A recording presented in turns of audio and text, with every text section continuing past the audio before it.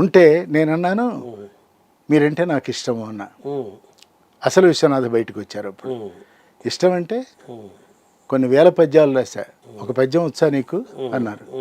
ఇలా చేతులు కట్టుకొని 22 పద్యాలు చదివానండి. ఇది అవతారిక అవతారిక, తర్వాత మిగతా పద్యాలు వచ్చిన పద్యాలన్నీ అన్ని, తర్వాత అహల్యాఖండంలో పద్యాలు, తర్వాత తెలుగు మీద రాసిన పద్యాలు, ఇవన్నీ కూడా 22 పద్యాలు వరుసగా చదువుకుంటూ వెళుతుంటే, నేను పద్యం చదువుతుంటే ఆయన కంఠం అటు ఇటు కిందకి పైకి ఊగుతున్నది. అంటే ఆయనకి ధారణ అవుతుంది లోపల. విన్నారు 22 పద్యాలు అసలు నాన్ స్టాప్ చెప్పా. అప్పుడు ఆయన ఉత్తరం తీసి పక్కన పెట్టుకున్నారు. నాయన, ఏదో ఒక రోజు నేను పోతాను, నన్ను కాల్చేస్తారు, కానీ ఈ పద్యాలను ఎవరేం చేయగలరు, అవి శాశ్వతంగా ఉంటాయి. ఈవేళ నువ్వు నా దగ్గర భోంచేయాలి, ఇక్కడే ఉండు అన్నారు.